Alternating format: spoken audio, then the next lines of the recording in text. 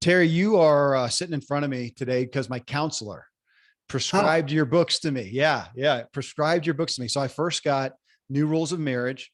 Mhm. Then, even more adamantly, I think, from my counselor to get I Don't Want to Talk About It. So I got that. And then as soon as she got the book, Us, she recommended it to me and to my wife, both. So that's why you're here. If you want to invoice me for the session, totally fair. Totally fair. No, I'm honored. You do great work. You reach a lot of people, and people are very attracted to the authenticity of your spirit. So it's a pleasure to be here with you. Well, thank you. And I appreciate that. And, you in this new book, Us, you hit my spirit a lot. And in a good way, in a convicting way. And that's really where I want to start. There's such big overarching issues that you hit in the book, as well as very acute issues, especially for me. And I think for a lot of people. And that's again, why you're here. And I think the thing that kind of bubbled to the surface as I'm just reading the review, digesting or the book, reading the book, marking the heck out of the book, and literally taking screenshots and sending it to some folks. The one thing that really bubbled up was, well, here's my premise.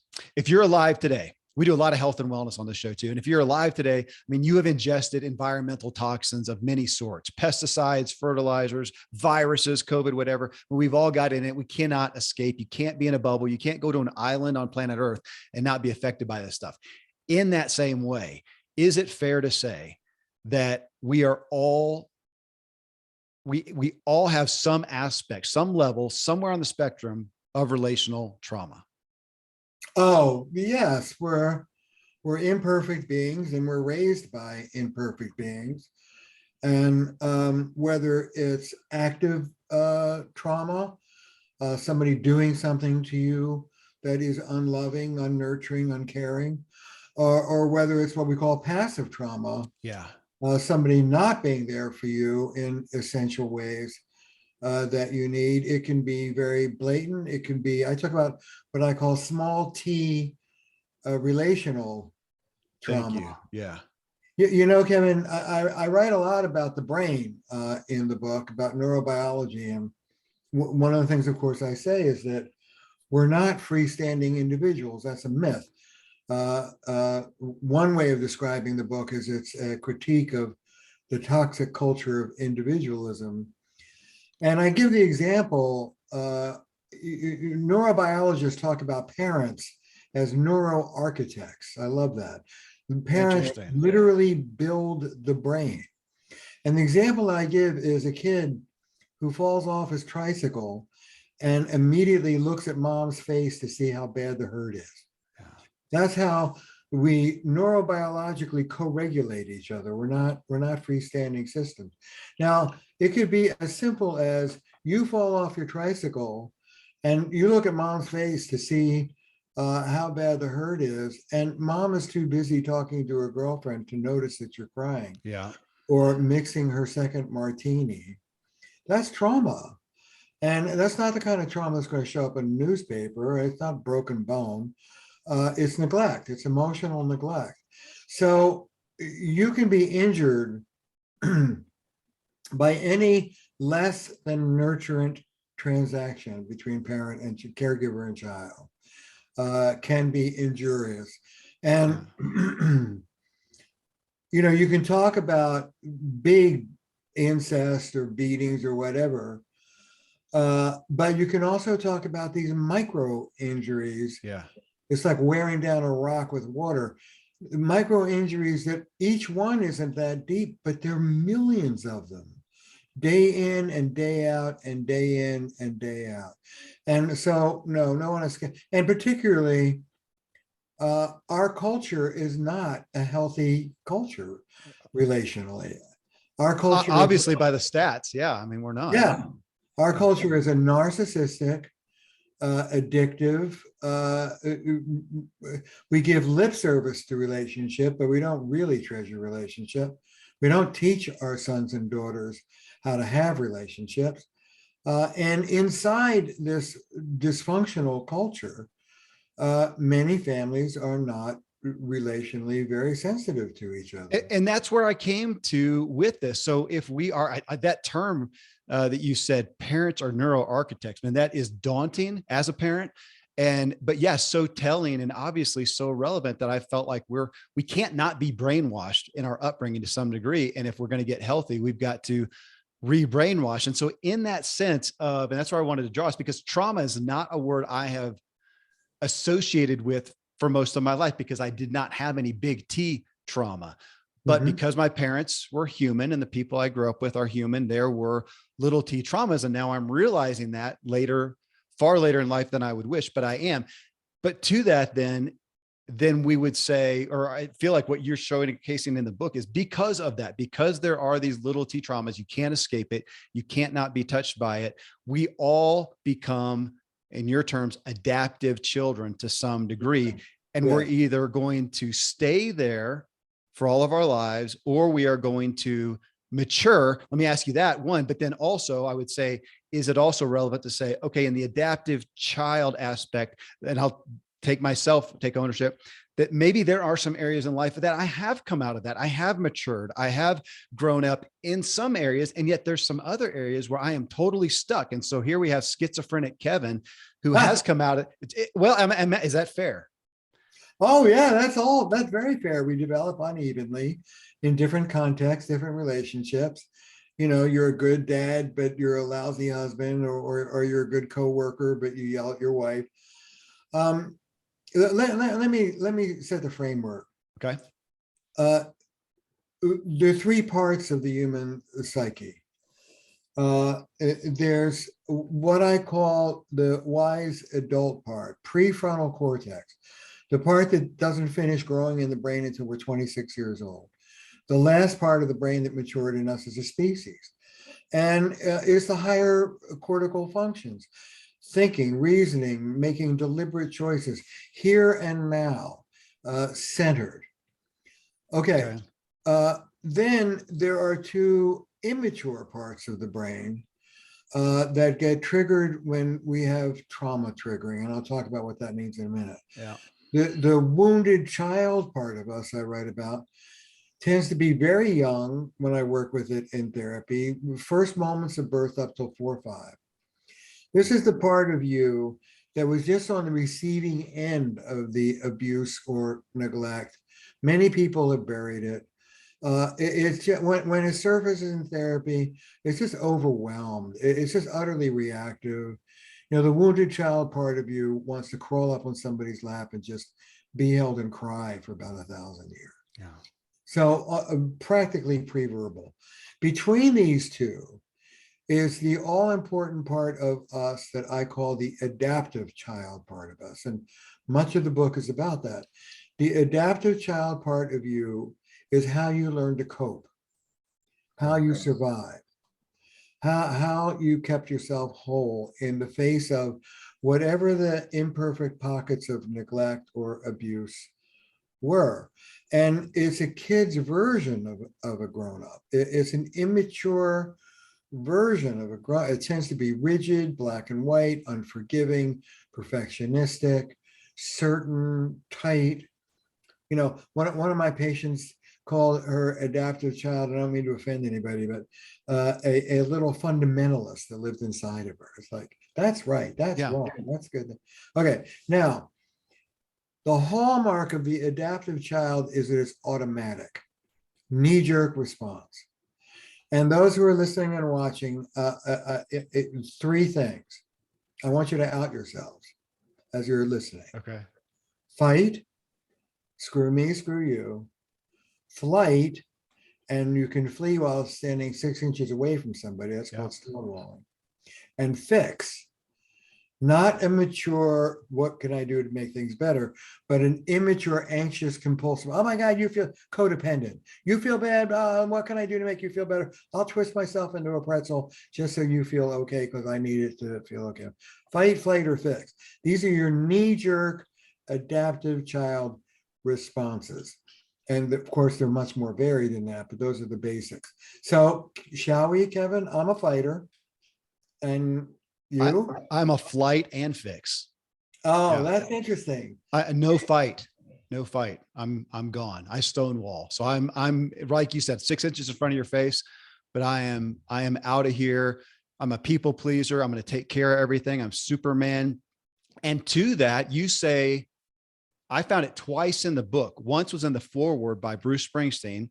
The second was one of your stories about one of your clients where they ultimately said that their adaptive child has served them well in their work out on their own. Oh, yeah. And you even say the world really is, our culture is wrapped around that, and it'll applaud you for that. And yet it wrecks your most intimate relationships. And that's where I have found myself. And I resonated with those folks in your thing, that flight, make everybody happy, don't offend anybody, no conflict, and then fix things. That served me well in my professions, but not in my relationships. Do you want to say a sentence about how it got in the way? How it got in the way of my relationships? Gosh, just no authenticity. So I have always thought of myself errantly as, man, I'm not a private guy. I'm an open book. I mean, people think that. I think from these, well, I think I am more authentic in actuality, open more and more each day. But in the past, my openness stopped at my feelings. I don't share my feelings. I don't share my real emotions. So relationally, either we're going to mesh or I'm gone. So I left a lot of relationships, and I burnt a lot of people on relationships as I built my own walls instead of authentically dealing with in a healthy way, as you showcase so well in the book. I had no health in that. And that was my biggest stumbling block. Okay, that's great. Thank you for being so open. I really appreciate that. Yeah. So that's the adaptive child. Yeah. And we don't have to get into it, but I'll bet you dollars to donuts that if you learn to put yourself behind a big, thick wall, there was a damn good reason for you to do that when you were a kid growing up. It protected you. I'll be open. And, my parents will probably listen to the show here, and, incredible parents. They knew what they knew. They very much lifted me up. You talk about that in the book. They very much encouraged me, and it probably went too far and I took it too far, and I embraced their affirmation. I wanted to get their approval and every other adult's approval. And I saw how to do that, and I embraced it hook, line, and sinker. Yeah. Yeah. Yeah. So why do you think you grew into being walled off and a fleer, conflict avoidant? I didn't, I understood a performance oriented world, even from this. I mean, I'm still in the personal help, arena, and it's about, hey, how can we get better? And that's what I grew up in. And that is awesome. I took it from where am I now? Where do I want to go? That's all that matters, and totally ignored the past, totally ignored the patterns. And it wasn't until later in life, and I saw these graphs up and down, up and down, up and down, relationally, financially, business-wise, where I would go up, sabotage, and it was just, you can't deny it. And yet I just was so unaware. Yeah. You have to deal with it. So, okay, so that's the adaptive child part of you, that is that conflict avoidant, people pleasing, fleer. Yeah. The wise adult part of you is the part of you I'm talking to right now, that has insight, that can see the pattern, that can choose to do something different. And the fly in the ointment is this one. Our autonomic nervous system scans our bodies 4 times a second. Am I safe? Am I safe? Am I safe? Am I safe? If the answer comes back, yeah, I'm reasonably safe, we stay seated in this wise adult, calm part of ourselves. But if the answer is no, I'm in danger, boom, automatic, knee-jerk, visceral response, fight, flight, fix. And that is the adaptive child that comes and takes over. That part of us is literally subcortical. It's a more primitive part of the brain that does not have the capacity to remember the whole, the relationship. Now it's about you versus me. Yeah. It's not about intimacy, it's about survival. And one of us wins and one of us loses in an adversarial contest, or I duck the contest and run away, which is your Okay, So can I ask about that? So you brought up yeah, safety. That was literally my next big category of safety, because I feel like this is not, it literally came out of reading your book, Terry. I'm reading Us, and what came out of it as you're talking about this. And I thought, so here's what I did. I went online and searched what people most want. Okay. Just went Google what people most want. And what came up is generally happiness, peace, money, freedom, those kind of things, materially, nice house, car, travel, spouse, yada, yada. Yet here I am reading your book, and I'm thinking, I don't believe that. It seems like statistically, what do people most want? Safety. If it was an authentic answer, what do I most want out of my life? I want to be safe. And if I go back to a primitive aspect, it's to stay alive. I'm here to protect myself and stay safe. That's the number one thing. And as I look at my own life and look at what's paramount now at 51 years old with my wife and my kids and whatever, I would say relationally, and what overpowers everything is probably my desire in my adaptive child aspect to be safe. well, yes, but that is the adaptive child. Okay. That's the first need. I mean, Okay. yes, of course, we're biological beings, and the first directive, as William Shatner might say, that the prime directive is to stay alive. Having said that, uh, I don't think that that's what everybody wants. Okay. There's more to life than existence. I think that what everybody wants is connection. Hmm. I think that Okay. what everybody wants is to feel they belong, to love and be loved, to have a family, if that's important to you, to have a purpose, a sense of community. We are in an epidemic of loneliness in our society right now. Yeah. And one of the things that I go into is the research on relational connection. Infants from the first weeks of life seek connection. Our bodies work best when we're socially connected. Rich intimacy is as important for your physical health as not smoking a pack of cigarettes a day. I mean, we're designed to be connected and relational. It's the only thing I think that will really make us happy. But if you don't feel safe, that trumps relationality. First, let me survive. Right. And the problem is that because of my wounding, because of my trauma, I may read a situation as unsafe when in fact I left that danger 20 years ago. That's called trauma triggering. And it happens to us all day long. You don't remember trauma. That's a misnomer. The combat vet who walks down Main Street hears it and spins around like he's not thinking I'm walking down Main Street remembering trauma. He's back in combat. And it's the same thing in your marriage. I grew up with a violent, angry father, also loving father, but a violent, angry father. My wife, Belinda, who's a fighter, walks in the door. We don't do this very much anymore, but walks in the door and criticizes me for leaving the dishes or whatever. My wounded child goes nuts. I'm 3 years old. I'm back with that towering 6'3", 240-pound man screaming at me, and my body is up and running. My adaptive child kicks in about 10 seconds flat. Here, I'll take care of that. Boom. Hey, you, don't talk to me like that. Who the hell do you think you are? And we're off to the races. My adaptive child has taken over and done what it always does if I let myself go on automatic. Now, the blessing is, and the essence of this book, Us, is you can take a breath or 10. I'm an enormous fan of physical breaks. Negotiate it with your partner up front so they know what's going on. Take a walk around the block. Splash some water on your face. My favorite is take that little boy that's so angry and triggered, put him on your lap and have a little chat with him.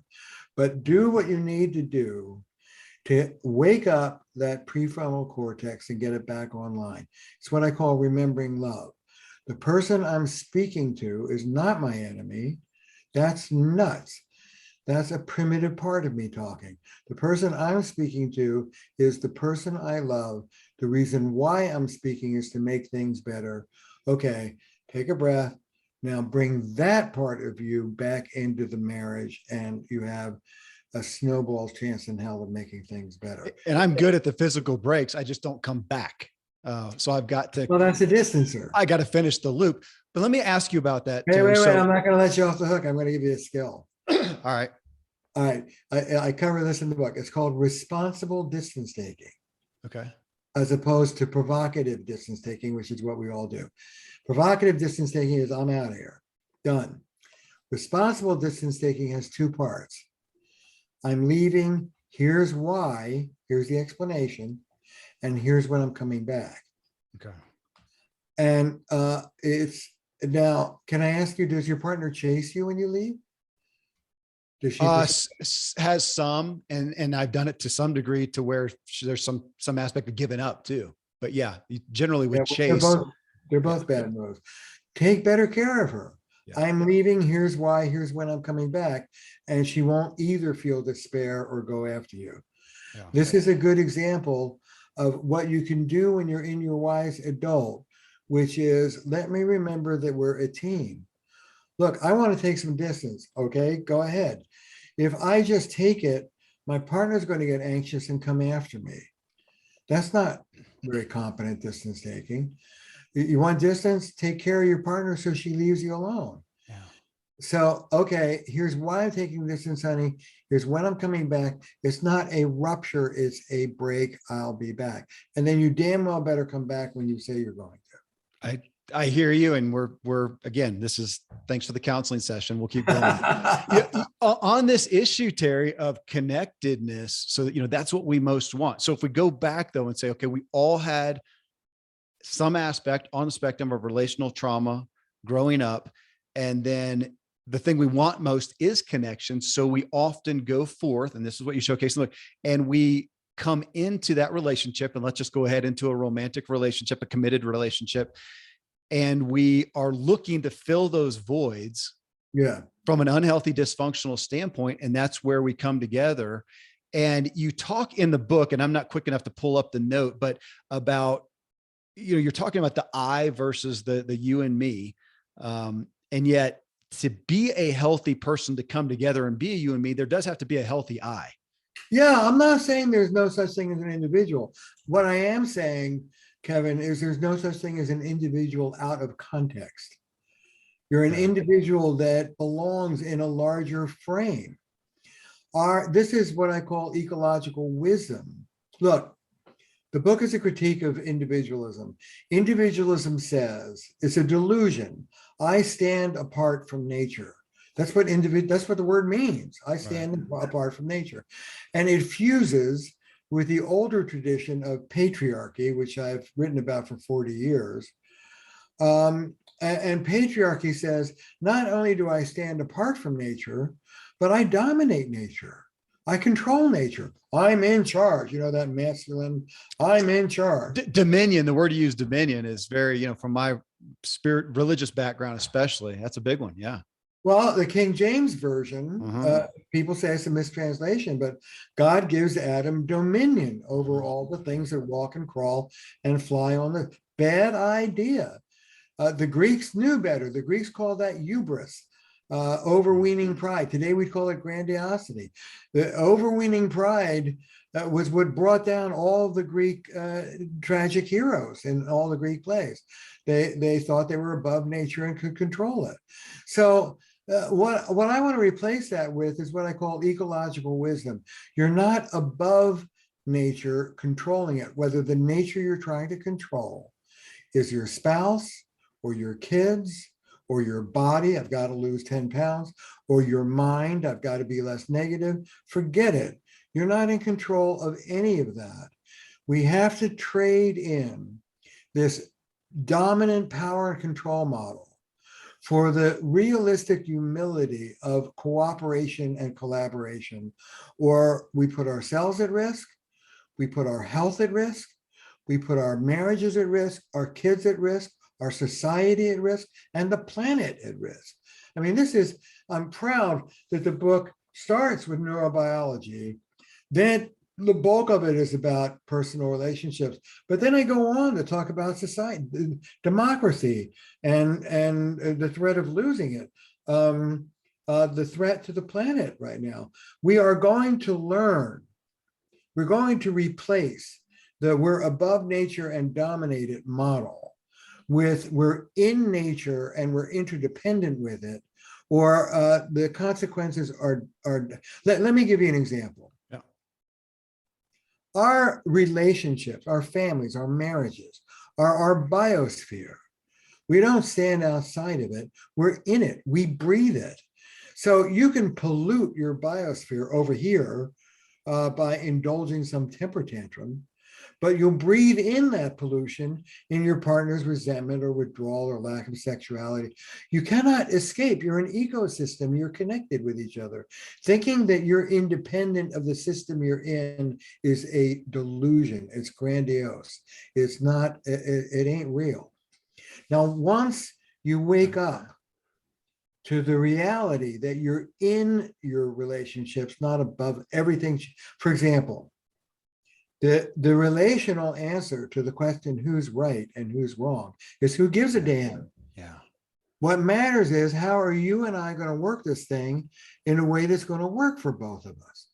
You shift the terrain from objective reality to two people trying to work it out, and then everything changes. The book is chock full of new skills that all come out of this shift in perspective. Can I give you a concrete example? Yes, please. I mean, as a couples therapist, I must get this at least once a week. And I'll do the gender stereotype, okay? She says, you're a reckless driver. He says, I'm an aggressive, competent driver, and you're overly sensitive. Aggressive driver, overly sensitive. What they get into is what I call an objectivity battle. Yeah. Is it this or is it that? Okay, then I come in, or you read the book and you start thinking relationally. Here's version 2. She says, honey, whether you're a reckless driver or not, let's not argue about it. Here's what happens. When I'm in the passenger seat and you're driving and you're switching lanes and tailgating people and going 20 miles above the speed limit, all facts, what I do to myself is I get crazy. I'm so scared. I'm just in a panic the whole time I'm here, and I'm kind of and hating your guts, and it's just awful for me. Listen, sweetheart, I know you love me. As a favor to me, would you give up your style of driving and drive more conservatively so that I can be next to you and not go crazy? I know you don't want me to be feeling like that. Would you be willing to do that for me? And he says, and believe me, this is real. He looks at her and to his own amazement says, sure. That's a fight that could have gone on for 40 years, done in 5 minutes, because you changed the map from you versus me, objective reality, are you, aren't you, to honey, we're in this together. As a favor to me, would you? Yes, as a favor to you, I would. That's the magic that comes unleashed when we think of ourselves as a team. I hear you, and yet not yet. And I hear you saying, in essence, it's saying, look, this is the language that you're speaking. And I would say that the culture is speaking right, wrong, justice, rights. I mean, we've never been at a higher place than that. I don't think, at least not in my lifetime. And that's where we are. And to say that right or wrong doesn't matter, it's just coming together, is so antithetical. And I mean, we can't even wrap our brains around it. It's like you saying you need to speak German, and we both look at each other and go, we don't know German. That's all right. Read the book, you'll learn. Listen, oh my God. Okay, yeah, right. Listen, here's another one while I'm twisting your brain. Objective reality has no place in personal relationships. It's great for making vaccines, man to the moon, whatever. But in personal, who's right, who's wrong? What's objectively true or not true? Which version of your memory is the right one? Who cares? Listen, what do we need to do to make this issue work for both of us? Yeah. I don't want you to be unhappy. I live with you. You know, this is ecological wisdom. I get these burly guys, you know, I really like working with men. I get these, and they say to me, Terry, why should, it's about fairness. I don't care about fairness either. Terry, why should I have to work so hard to please my partner? And to which I go, and I get a lot of money for this, to which I go, knock, knock. Hey, dummy, you live with her, okay? That's why. Yeah. Yeah. I don't talk about altruism. I talk about enlightened self-interest. Happy spouse, happy house. You're in the system. It's in your interest to make things good for both of you, because you suffer the consequences if you don't. Wake up. Okay, so let me ask you about another root issue there then. And we're also in a culture, and I feel myself in every show at this point talking about the culture, because it feels like, my perspective is, we've never been more influenced by the culture than now, because it's so proliferate. We can't escape from it. It's in our face.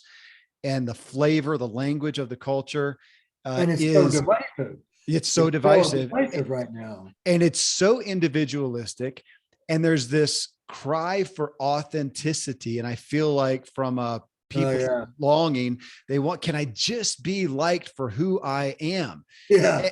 Yeah, I know. And I feel like, well, okay, you know, like if it, even my kids, you know, will you love me unconditionally? Yes. I'm not going to like you unconditionally because you're being a jerk right now. And we don't want to hold those two. And you have, this is, what's that? You know, I'll get you out of this one too. Yeah. I have an answer. Yeah. Okay. Look, Benjamin Spock, the pediatrician, taught us this. Yeah. You make a distinction between the person and the behavior. You feel bad about bad behavior. I want you to feel bad about bad behavior, proportionately bad.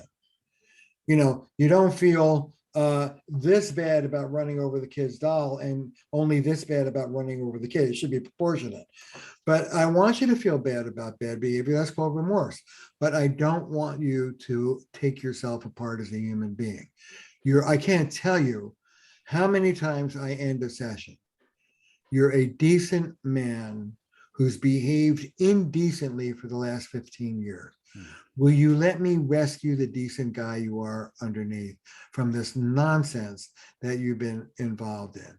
And I always go after that wise adult part of you. I go after the decent guy underneath. And it's always there, by the way. And that's who I want to talk to. The beauty of the book and my work is that shifting out of the adaptive child into the wise adult, which gives us access to all these skills, can be called that. People say relationships take work, but they never tell you what it is. Here's the work. Nobody ever says this. The work of relationships is not even day by day. It's minute to minute. Yeah. In this minute, right now, am I going to go with my knee-jerk reactivity and do the same old crap I always do and get the same result? Or in this minute, am I going to take a breath and reach for something more mature inside of me, do something different, which may well, not always, but may well evoke a different response? Can I tell you a story? Yeah, please. I like that. This is the story I'm illustrating this with. Absolutely true story. So my specialty, as you know, is couples on the brink of divorce that no one else has been able to help. So I got a couple, this is it, last make it or break it session. Issue, he's a chronic liar. He lies about everything. This is one of the first stories in the book. And he's one of these guys, Kevin.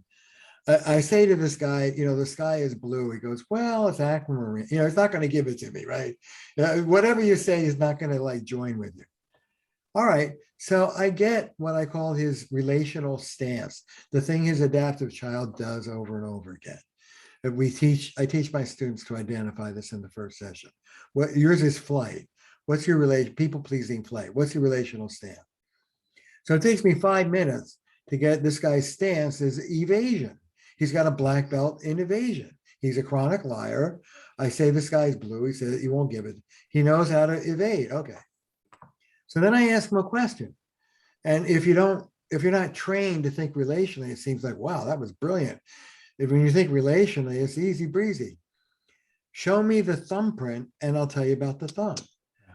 If his adaptation is to evade, who was he evading? Where did he learn it from? So I say to him this: who tried to control you growing up? Sure enough, his old man.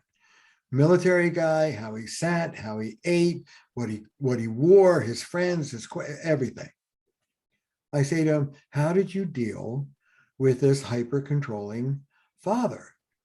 And he looks at me and he smiled. Now that smile's I like that. That's the smile of resistance. That's his life force resisting. He looks at me, he smiles, and he goes, I lied. Brilliant. I teach my students, always be respectful of the exquisite intelligence of the adaptive child. You did exactly what you needed to do back then to stay whole and preserve yourself and survive. Good for you. Smart little boy. But I have a saying, adaptive then, maladaptive now. Yeah. You're not that little boy. Your wife is not your towering father. You have other options. So we float all this. It's absolutely true story. They come back 2 weeks. We're saved. We're done. We're cured. It's over. Okay. There's a tale. Tell me the tale. Over the weekend, his wife sent him to a grocery store to get 12 things. He comes back true to form with 11. She says to him, where's the pumpernickel? He says to me, every muscle and nerve in my body was screaming to say they were out of it. And in this moment, I took a breath. I thought of you, Terry. I screwed my courage to the sticking post, looked my wife in the eye, and said, I forgot the pumpernickel. True story. And she burst into tears. And she said, I've been waiting for this moment for 25 years. That's healing. That's coming out of the adaptive child into the wise adult in the heat of the moment and doing something different, which heals you, the relationship, and interestingly, heals your old trauma. It heals all of it. And it means that you get to pass on a different legacy to your children. Yeah. Terry, you take that example right there, because you cite this right at the beginning of the book, that this is going to require for you to be moved from the adaptive child to the wise adult is going to require changing some fundamental parts of your identity, which again, really hits challenges that authenticity thing that we've got going in the culture right now. Really, I have to change my identity. I want to be who I am. Now you can look at this guy. I know you can look at this guy though and say, okay, was that simply a behavior change, or is that by proxy the roots that do come into a literal identity change? He now sees himself as not having to be that adaptive child that has to lie. And so the behavior change, the identity change are somewhat all in one. One leads to the other. Yeah, it's character. It's transformation of your character. I say I'm in the personality transplant business. I don't go with I am who I am. I call that the Popeye defense. I am what I am. No, I'm sorry. You can be authentic and learn a few new tricks. You can be authentic and break the chain of the violence or the neglect that you came from. John Bradshaw used to have a saying, pass it back or pass it on. Think of your kids. Yeah, you can do the knee-jerk response that you were raised with, or that you adapted based on how you were raised, and you're going to inflict that response on the next generation. Or you can reach for something that's grace.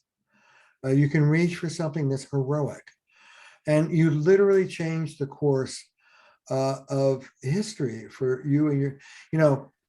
They say it's the height of pretension to quote yourself, but I'm going to do it. This is my most quoted a couple of lines from my first book. I don't want to talk about it. May I?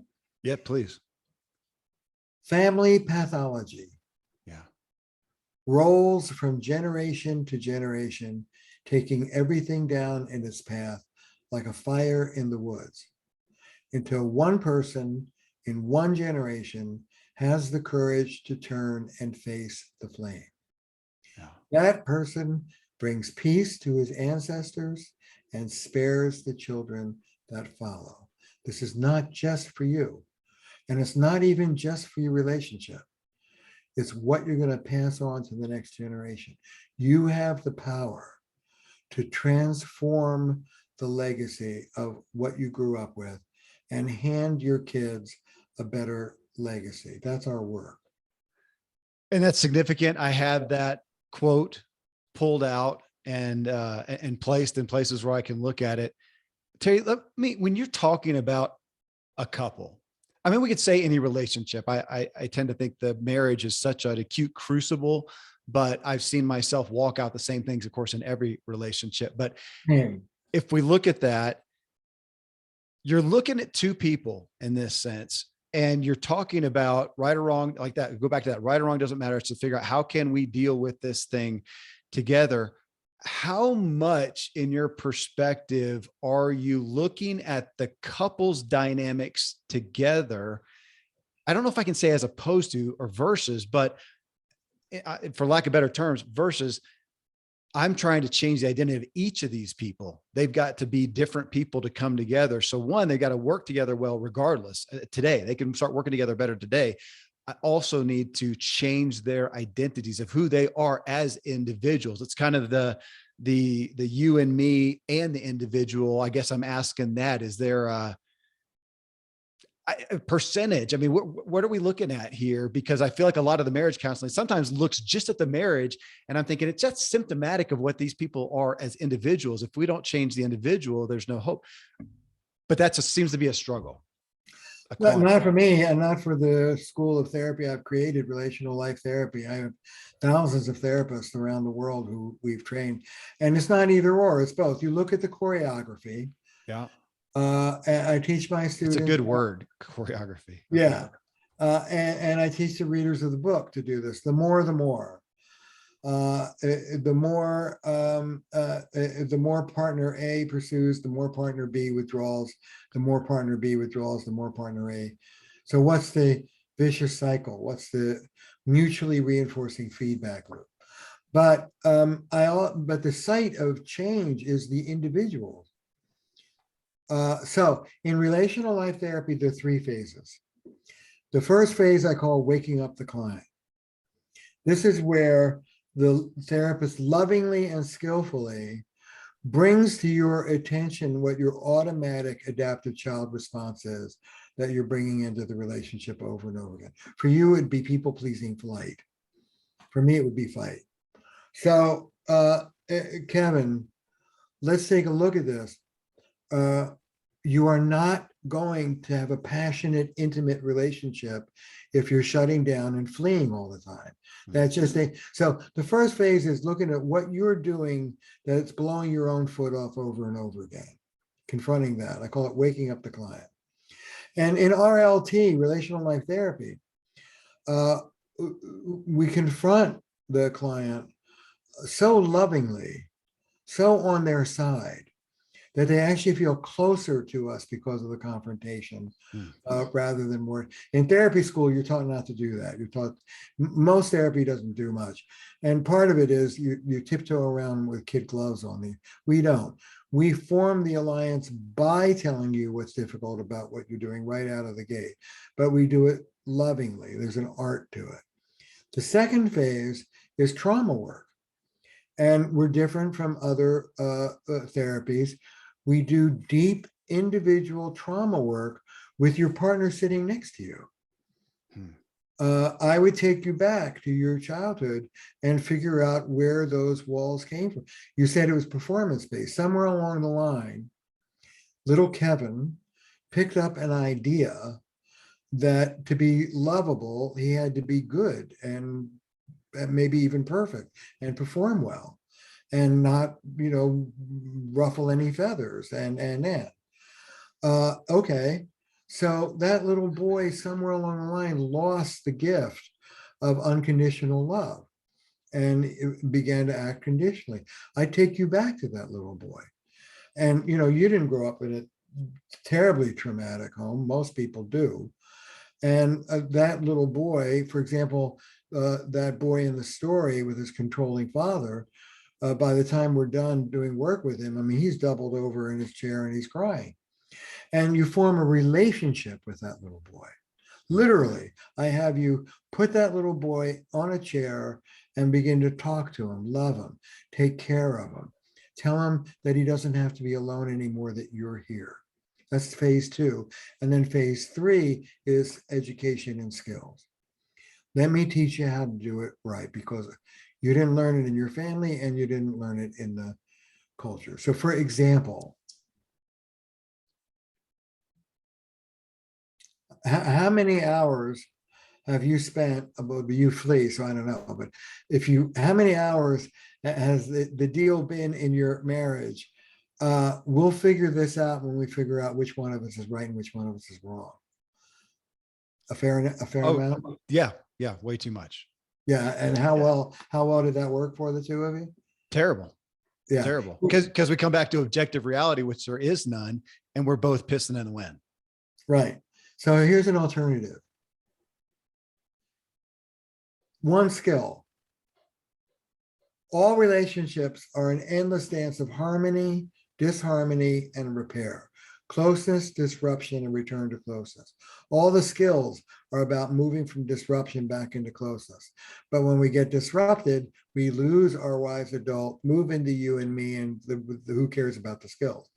So the first skill is getting back into the part of you that wants to use them. Okay, here's a skill to use. Repair is a one-way street. Nobody in our culture gets this. If your partner,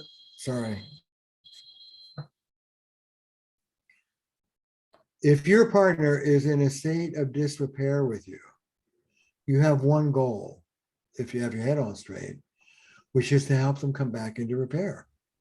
Why? You live with them. Yeah. So instead of which one of us is right, which one of us is wrong, these are your issues with me, let me tell you my issues with you. Try this one. Honey, I love you. I'm sorry you feel bad. I don't want you to feel bad. Is there anything I could say or do right now that would help you feel better? Try that one.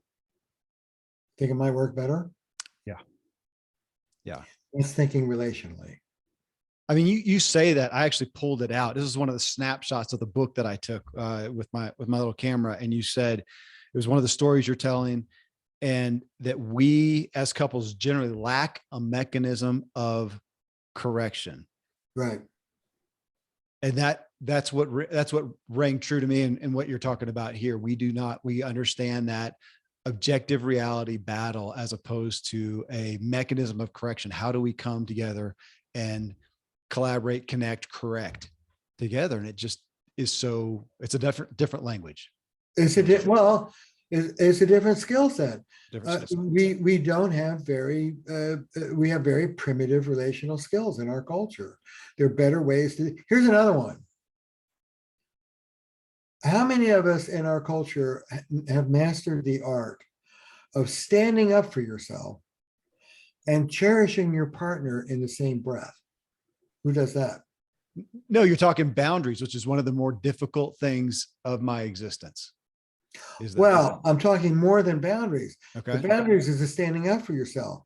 But how about the relational skill of letting your partner feel loved while you're standing up for yourself? Who does that? Give me an example. Easy. At the micro level, it's the difference between saying, hey, Kevin, don't talk to me like that, which is fair enough, and saying, hey, Kevin, I want to hear what you have to say. Can you tone it down and be less angry so I can listen to what the hell you're saying? Two ways of saying the same thing. Yeah.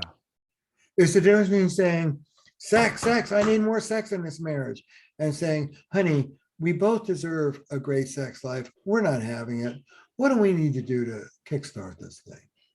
Or I'll give you a great example. Young heterosexual couple, typical deal. He wants sex all the time. She wants sex none of the time. They're killing each other. Like any therapist, I get them off of the position level to what it means. What does sex mean to you? And unfortunately, like a lot of men, he filtered almost all of his emotional needs through sex. Sex meant she liked him, she was connected, he was desirable, their relationship was all, it meant everything. So we float this. 2 weeks later, they come back. We've got the sex thing solved. They had other problems, but okay, tell me. 3 days after their session with me, he wants sex. And rather than her usual, which is run to the other side of the room, leave me alone. She walks over to him, true story, puts her arm around, gives him a big fat kiss, looks him in the eye and says, the first thing I want you to know, sweetheart, is you are hot. I think you are so attractive. You're such a sexy, handsome man. You're a good man. I love being in your arms. Oh, by the way, I don't want to have sex tonight. I love how you are with me. I feel wonderful with you. And I just love you to pieces. And he says, it's a true story. He says to his amazement, okay. And what might have been an all-night fight, they scoot over in 2 minutes because she was so, there was so much yes wrapped in that no that the medicine went down. We don't know how to do that. It's either be connected or be powerful, but you can't be both at the same time. That's brand new territory for each of us in this culture. Terry, I mean, you're talking about, again, coming and disavowing the right or wrong and getting that objective reality out, which is, again, such a different tool set, skill set, language. And leading with it feels like this is the feeling or the request that I have. And that one speaks right off the bat to me of I've got to have the ability for some humility, one, and two, some awareness of my emotions, which, to be candid, one of the other books recommended by my counselor highly was Brene Brown's latest book, Atlas of the Heart, because she says, I have no vernacular or awareness or understanding of emotions of my own or others. And so if we're going to start this journey and start the direction towards what you're talking about, I've got to even know what my own feelings are and connect in those and have some connection. So we're humility, emotions. I mean, these are things that I'm going to, the average guy, I think is very, very immature and ill-equipped with. It's socialized out of us. This is patriarchy. Yeah. Men, the essence of traditional masculinity, which is still very much with us today, is invulnerability. The more invulnerable you are, the more manly you are. So emotions are vulnerable. So you learn. I mean, research is clear.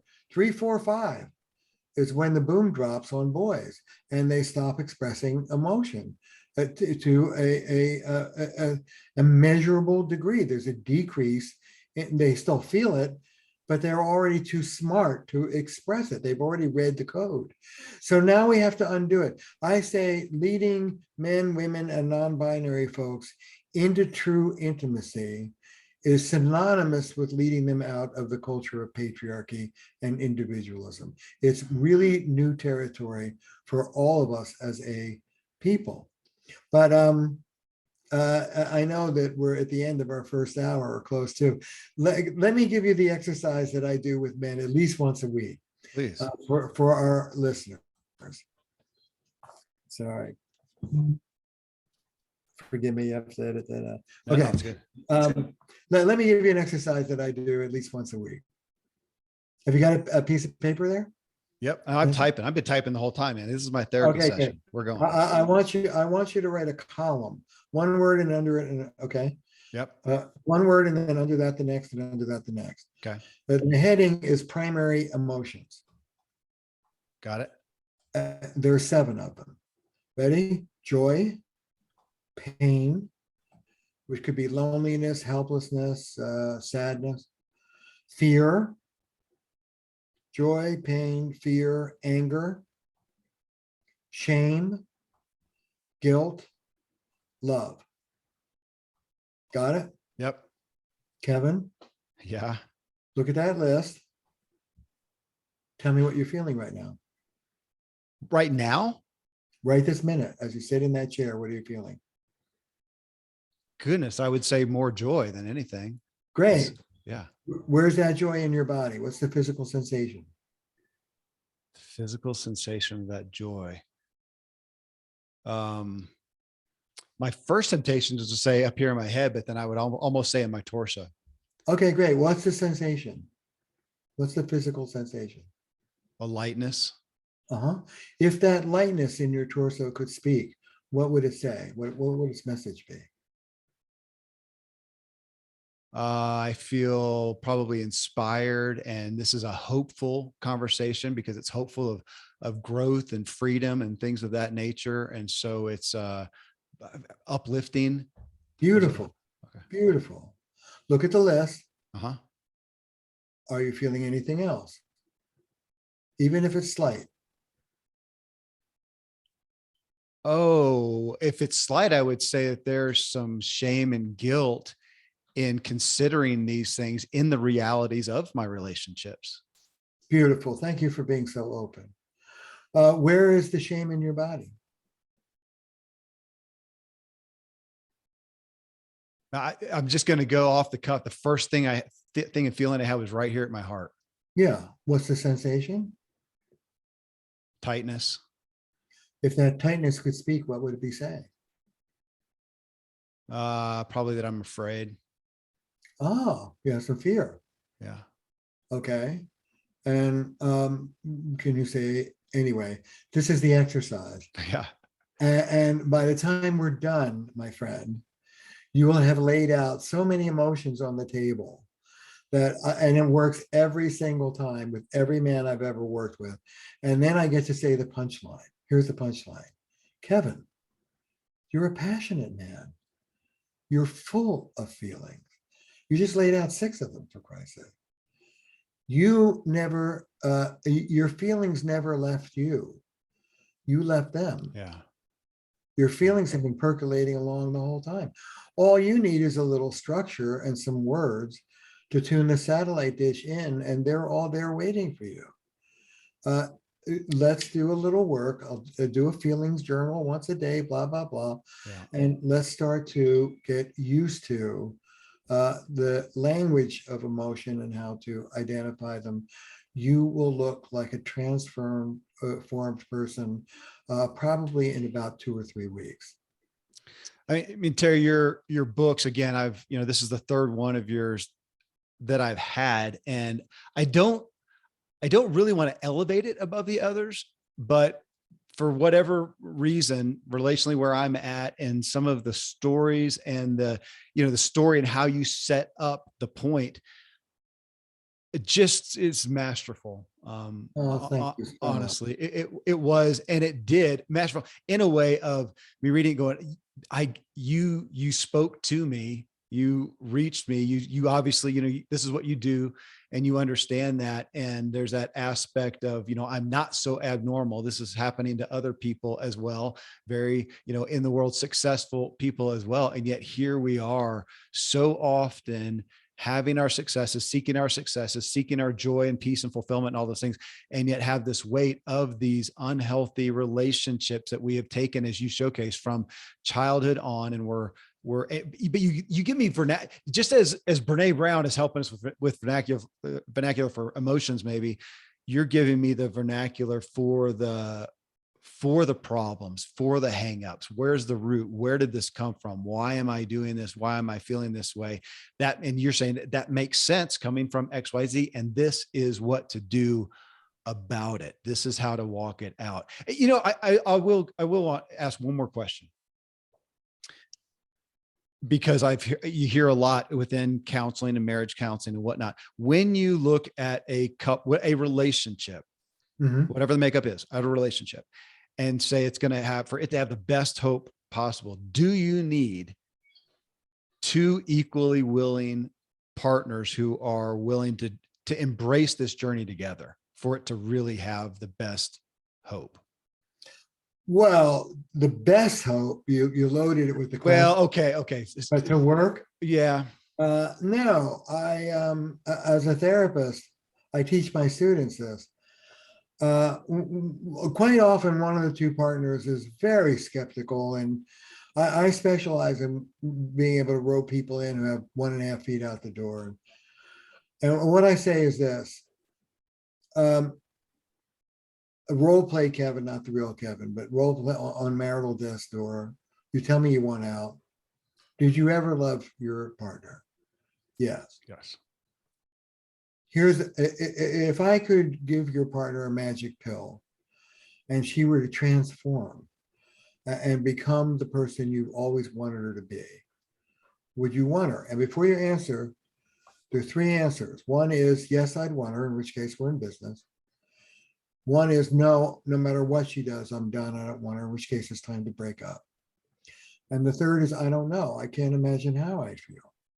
Okay, I would say, as long as it's I don't know, because you loved her, because of your history, maybe because you have kids, what I want you to give me is 3 months, 4 months of intense work. During that time, your partner must completely transform. I'm talking about jaw-dropping dramatic change within 3 months. That's one. And two, if she does, your heart has to open back up again. And I would say, Mrs. Kevin, you could get through one and not get through two. That happens. Your husband can look at you and say, this just makes it clear I got to go. But give me 3 months and let me see what can happen.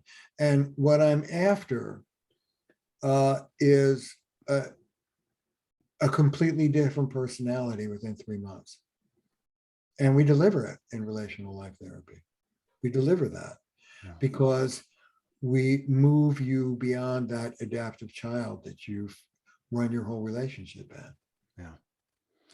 Well, of course, I would call everybody to do as I'm doing and get the book. You may not get your own personal session with Terry as I have the pleasure of right now, but it really, I mean, I often shamelessly promote stuff, but this is one to work through, and I am going to work through it with my wife, Terry, and go through that. So, man, thank you for the work that you do. Thank you for the gift of what you do, and thank you for being here with me today. Oh, beautiful. And if I may, I'm sure you're going to do this on the show, but I'd love to invite everybody listening to my website. Just go to terryreal.com. We have workshops for the general public. We have our first ever US workshop, which teaches people these skills. We're going to do an online course in the fall on relational parenting. We're going to do a workshop on coming back from infidelity. So there are a lot of resources that are available. We also have trained relational life therapists all over the world, really, that are on the website. So visit the website and get on our list so you can be in touch with us. And we'll shamelessly promote that as well, Terry. Thank you so much. Thank you, Kevin.